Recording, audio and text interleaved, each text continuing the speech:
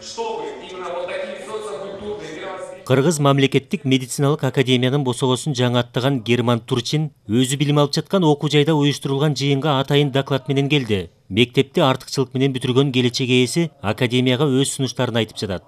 Роль гуманитарных наук в формировании... Гуманитардык билимдин жаштарга пайдасы тууралуу доклад даярдап келдим. Гуманизм ар бир адамдын, айрыкча биздей ак халатчан адистердин жүрөгүндө жашашы керек. Эл менен баарлаша билүү да зарыл.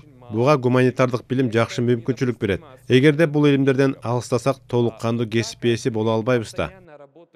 Жаштардын пикирин угуп, аны эске алуу үчүн уюштурулган жыйын философия илимдеринин доктору, профессор Табылды Абдылдаевдин 90 жылдык мааракесине арналды. Бул адам өзү ушундай илимге берилген, анан өзү мындай масштабтуу ой жүгүрткөн окумуштуулардын бири болгон.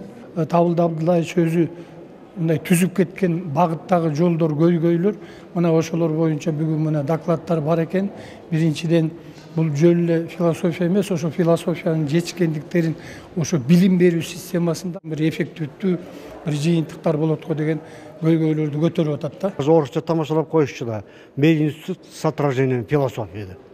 Философия кафедрасына көтөргөндү укканбыз. Тартипти жакшы көргөн киши.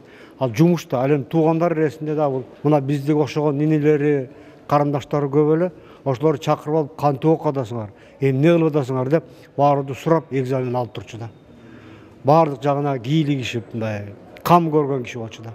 Табылды Абдылдаев өзүнүн эмгектеринде экологияга байланышкан көйгөйлөрдү да жазып кеткен. Анын ондогон жылдар мурдагы болжолдору дал келип отурат. Мындан улам жыйында жаратылышты коргоо маселеси көтөрүлгөнү бекеринен эмес. Муну өзүңүздөр билесиздер, мисалы үчүн Кыргызстанда көп жылдан бери мындай смог деп атпайбызбы? Мына кыш келип калды, ар кандай тиги отундар жагылып атат.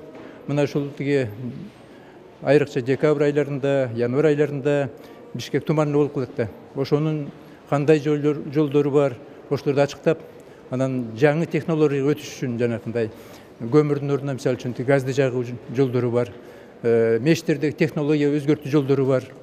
Мына ушул жолдорду биринчиден, анан экинчиден бул катуу калдыктардын көйгөйлөрү бар. Буларды жана заводдордо жана аягына чейин жагуу жолдору сунушталып жатат. Белгилүү педагог Табылды Абдылдаев 2000-жылы 68 жашында дүйнөдөн кайткан. Ал бүтүндөй илим мектебин түзө алды. Окумуштуунун жолун ондогон шакирттери улантып жатат. Калыгул Асанбаев, Умар Малашев, Ала Тоо 24.